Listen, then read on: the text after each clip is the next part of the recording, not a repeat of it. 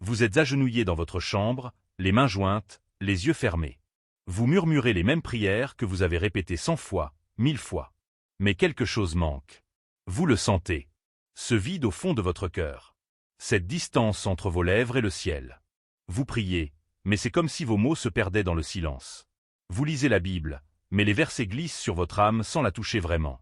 Et le psaume 121, ce texte que vous connaissez par cœur, ces lignes que vous avez lues tant de fois, elles résonnent dans votre esprit, mais elles ne transforment rien. Pourquoi votre foi ne grandit-elle pas?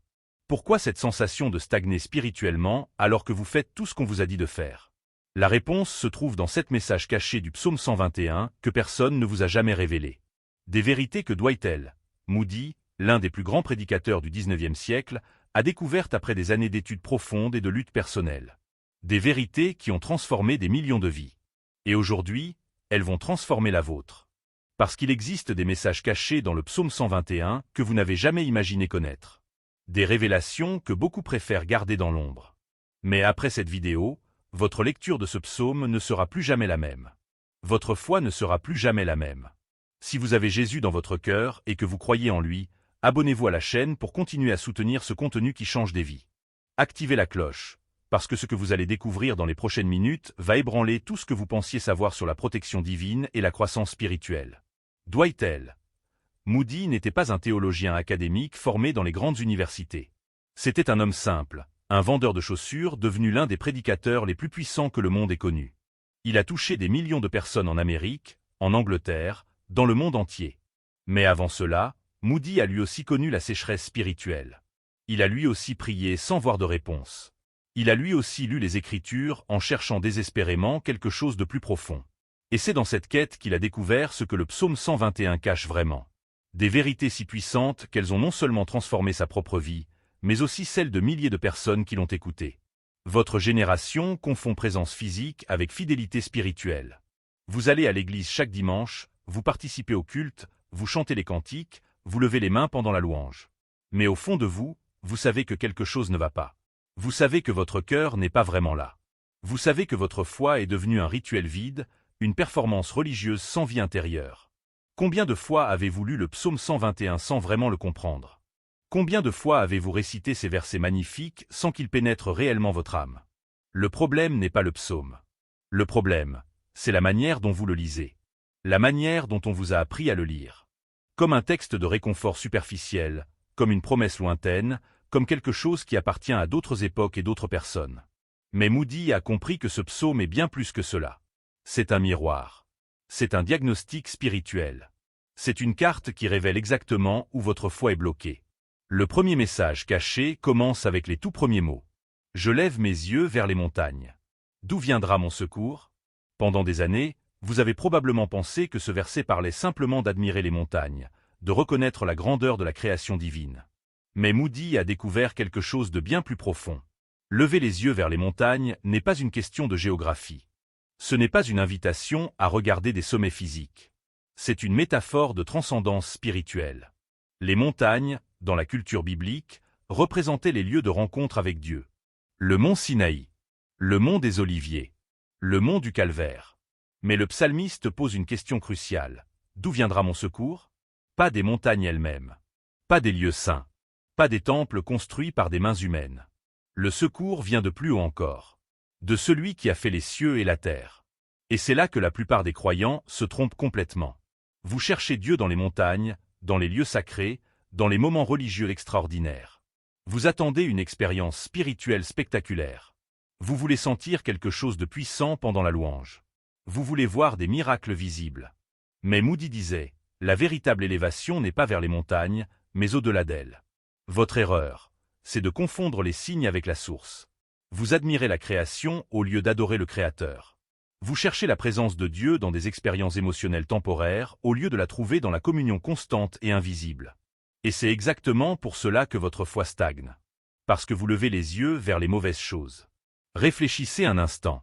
Combien de fois êtes-vous sorti d'un culte en vous sentant spirituellement vide, même après avoir participé activement?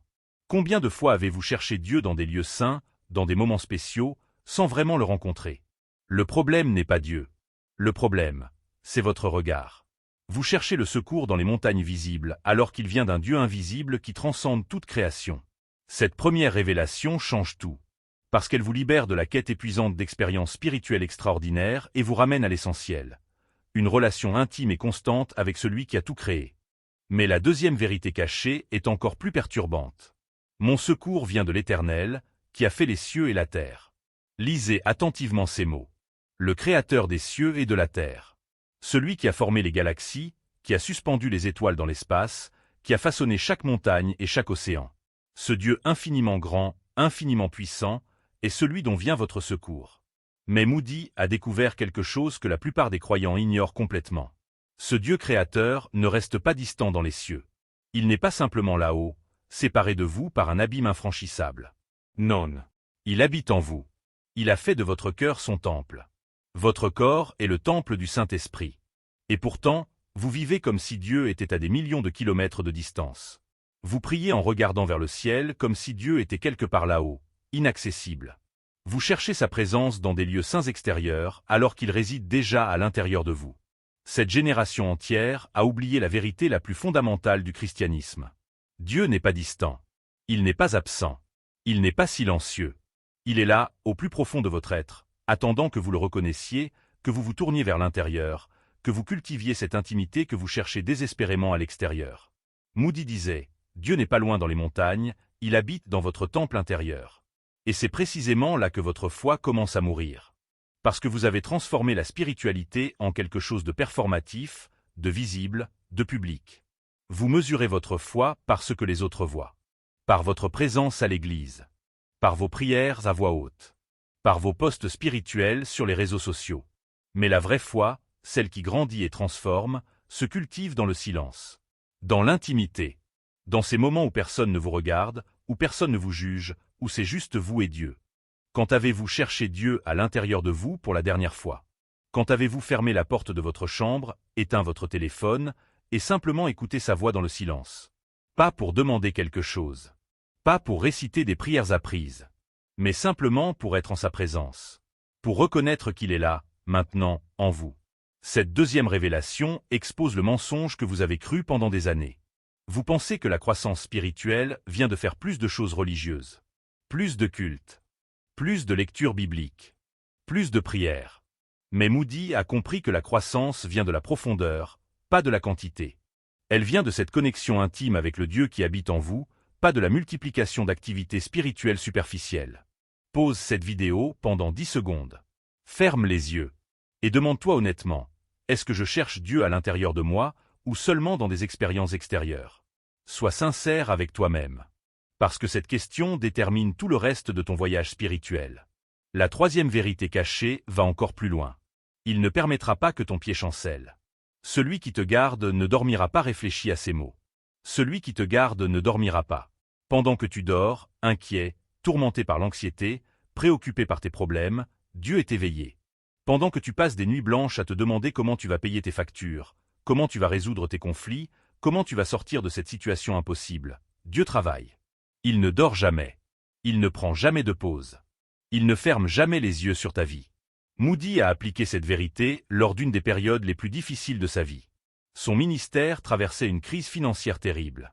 Il ne savait pas comment il allait continuer à prêcher, à nourrir sa famille, à maintenir son travail d'évangélisation. Les nuits étaient longues. L'angoisse était écrasante. Mais un soir, en méditant sur ce verset, il a eu une révélation qui a tout changé. Pourquoi est-ce que je reste éveillé, rongé par l'inquiétude, alors que Dieu est déjà éveillé, travaillant pour moi? Pourquoi est-ce que je porte seul un fardeau que Dieu a promis de porter à ma place? Cette nuit-là, Moody a décidé de dormir. Pas par négligence. Pas par irresponsabilité. Mais par foi.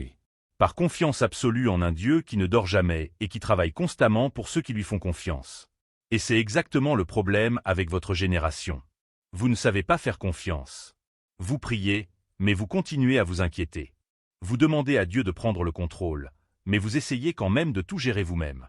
Vous récitez ce psaume magnifique, mais vos nuits sont toujours remplies d'anxiété, de peur, d'insomnie causée par le stress. Vos nuits blanches sont des cris silencieux qui révèlent votre manque de foi en cette vérité pourtant si claire. Dieu ne dort jamais. Il veille sur vous. Il travaille pour vous. Et il n'a pas besoin de votre anxiété pour résoudre vos problèmes. Alors pourquoi continues-tu à porter ce fardeau? Pourquoi continues-tu à rester éveillé, tourmenté, alors que le Dieu Tout-Puissant est déjà en train de travailler pendant que tu pourrais dormir en paix? Cette révélation change complètement ta manière de vivre. Parce qu'elle transforme ton anxiété en repos.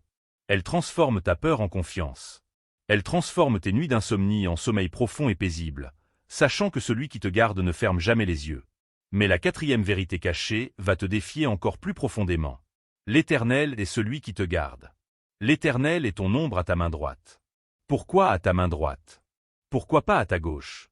Pourquoi cette précision géographique dans un texte spirituel? La plupart des gens lisent ce verset sans y réfléchir vraiment.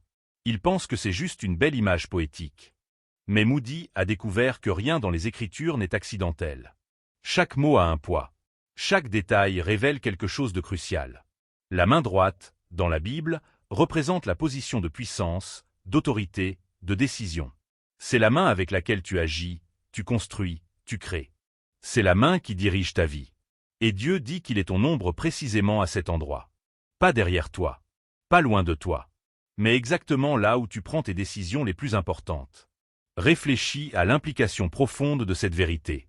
Dieu ne se positionne pas au hasard dans ta vie. Il ne flotte pas quelque part dans les cieux en observant de loin ce que tu fais. Non. Il se positionne stratégiquement à ta main droite, là où chaque choix se fait, là où chaque action commence, là où chaque direction est prise. Il est l'ombre qui te couvre exactement au moment où tu es sur le point d'agir. Moody expliquait cela avec une puissance extraordinaire. Il disait que Dieu ne protège pas seulement, il se positionne stratégiquement. Il anticipe tes besoins avant même que tu les ressentes. Il est déjà là, à ta droite, avant même que tu lèves la main pour faire quoi que ce soit. Cette vérité devrait transformer complètement ta manière de prendre des décisions. Parce que tu n'es jamais seul dans tes choix. Tu n'es jamais abandonné face au carrefour de ta vie. Dieu est là, à ta droite, comme une ombre protectrice qui guide chacun de tes mouvements. Mais combien de fois as-tu agi comme si tu étais complètement seul? Combien de fois as-tu pris des décisions importantes sans même reconnaître la présence de Dieu à ta droite? Combien de fois t'es-tu senti abandonné, perdu, sans direction, alors que Dieu était exactement là où il avait promis d'être?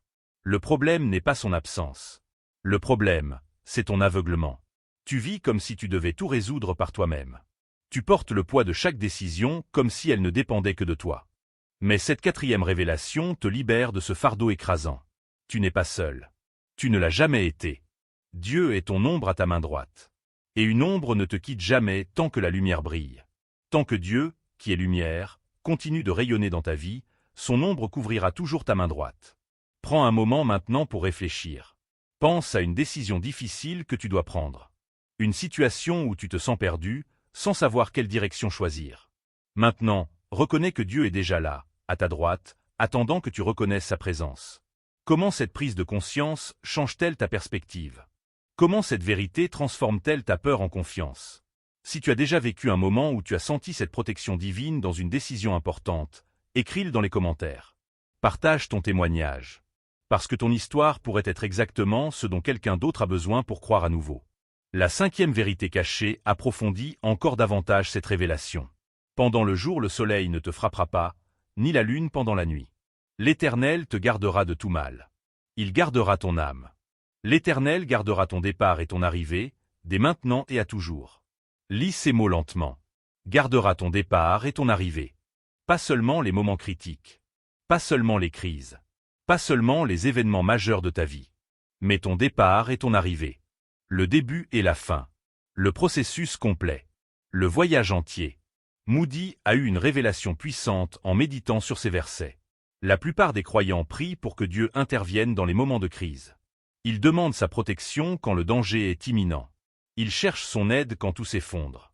Mais ils oublient que Dieu ne protège pas seulement les événements ponctuels. Il protège les processus entiers. Il ne se contente pas de te sauver au dernier moment. Il te garde depuis le début jusqu'à la fin de chaque cycle de ta vie. Ton départ, c'est quand tu commences quelque chose de nouveau. Un projet, une relation, un ministère, un rêve. Et ton arrivée, c'est quand tu atteins la destination, quand tu accomplis ce que tu as commencé.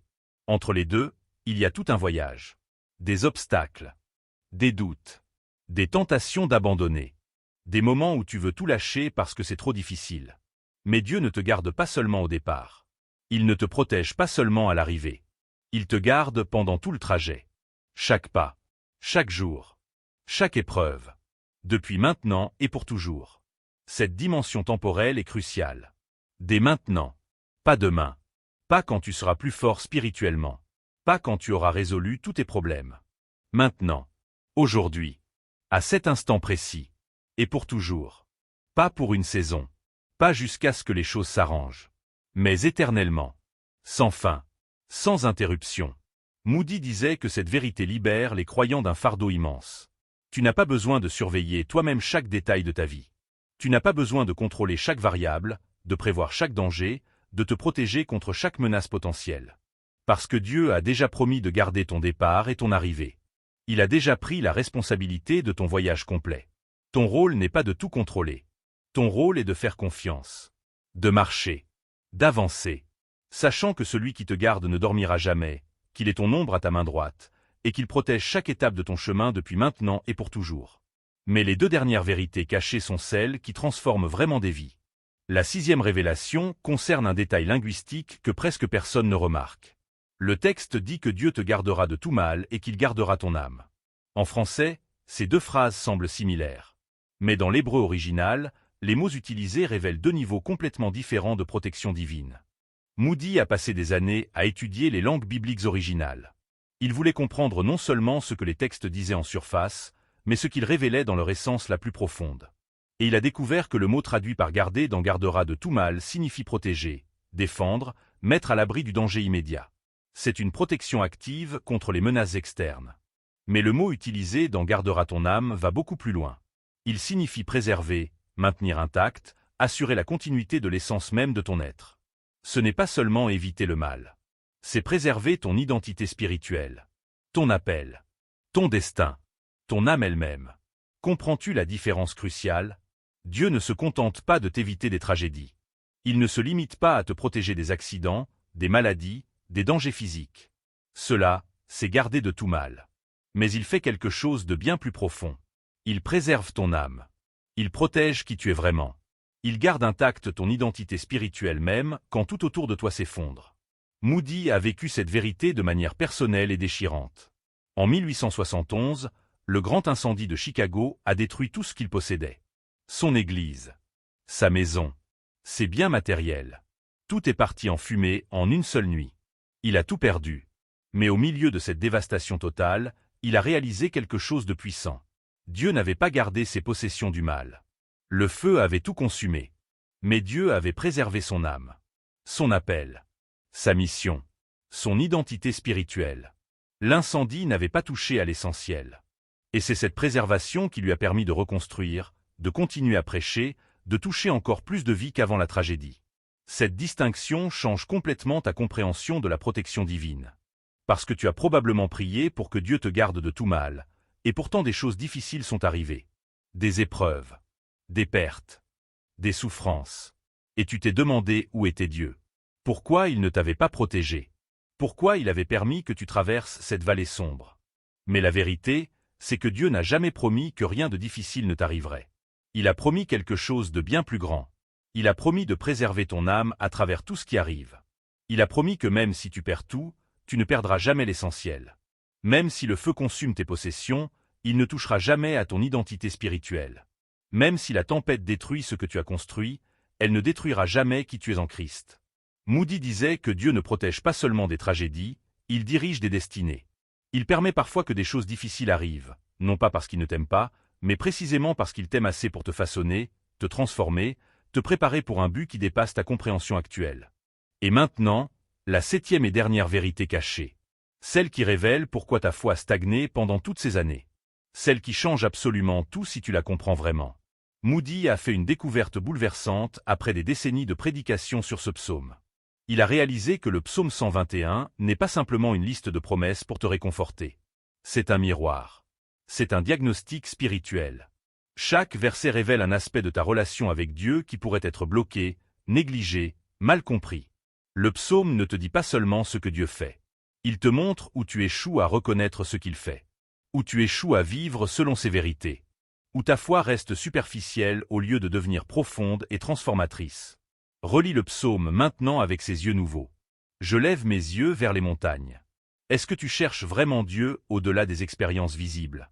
Ou est-ce que tu restes bloqué à admirer les montagnes sans aller plus loin? Mon secours vient de l'Éternel qui a fait les cieux et la terre. Est-ce que tu reconnais vraiment que Dieu habite en toi? Ou est-ce que tu continues à le chercher uniquement à l'extérieur? Il ne permettra pas que ton pied chancelle. Celui qui te garde ne dormira pas. Est-ce que tu vis vraiment dans cette confiance? Ou est-ce que tes nuits d'insomnie prouvent que tu ne crois pas vraiment que Dieu veille sur toi? L'Éternel est ton ombre à ta main droite. Est-ce que tu prends tes décisions en reconnaissant sa présence? Ou est-ce que tu agis comme si tu étais seul?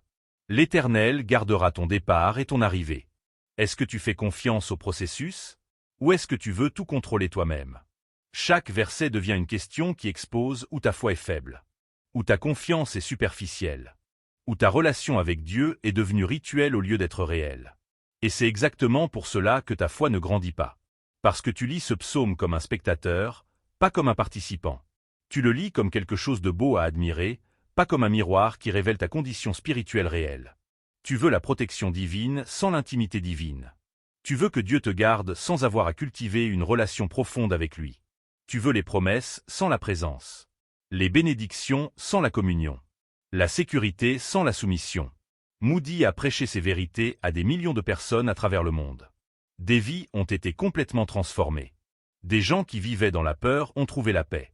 Des croyants qui stagnaient spirituellement ont commencé à grandir de manière explosive. Des personnes qui avaient abandonné leur foi l'ont retrouvée avec une profondeur qu'elles n'avaient jamais connue auparavant. Parce qu'ils ont compris que le psaume 121 n'est pas un texte à lire passivement. C'est un appel à vivre activement. À reconnaître la présence de Dieu non pas comme une doctrine théologique abstraite, mais comme une réalité quotidienne concrète. À transformer la connaissance intellectuelle en expérience spirituelle vivante. Et maintenant, toi aussi, tu as cette vérité cachée.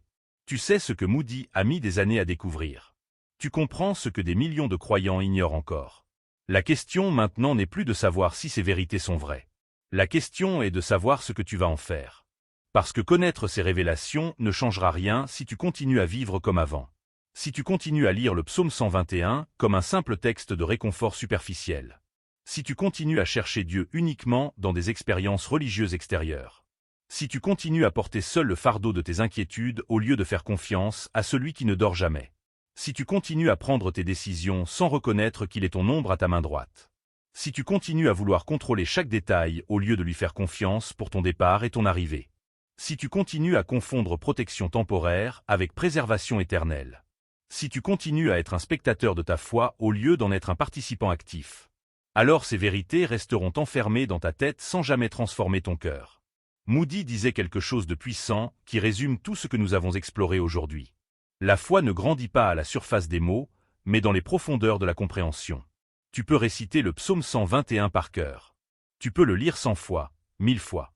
Mais tant que tu ne comprends pas vraiment ce qu'il révèle sur ta relation avec Dieu, tant que tu ne l'appliques pas concrètement dans ta vie quotidienne, tant que tu restes à la surface au lieu de plonger dans les profondeurs, ta foi ne grandira jamais. Elle restera stagnante. Superficial. Rituel. Vide. Et tu continueras à te demander pourquoi tu ne ressens rien. Pourquoi tes prières semblent ne jamais être entendues. Pourquoi tu te sens spirituellement sec malgré toutes tes activités religieuses.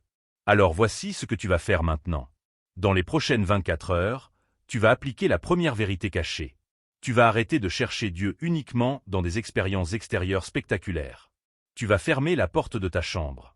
Éteindre ton téléphone. Et tu vas simplement être en sa présence. Pas pour demander quelque chose. Pas pour réciter des prières apprises. Mais pour reconnaître qu'il habite en toi. Qu'il est plus proche que ta propre respiration. Qu'il attend cette intimité que tu as négligée pendant si longtemps. Ensuite, applique la troisième vérité. Avant de te coucher ce soir, au lieu de laisser l'anxiété te dévorer, rappelle-toi consciemment que Dieu ne dort jamais. Qu'il est éveillé. Qu'il travaille pour toi pendant que tu dors. Et laisse cette vérité transformer ton insomnie en repos profond. Demain, quand tu auras une décision importante à prendre, applique la quatrième vérité. Avant d'agir, reconnais que Dieu est ton ombre à ta main droite. Qu'il est déjà là. Qu'il guide chacun de tes mouvements. Et prends ta décision avec cette confiance nouvelle.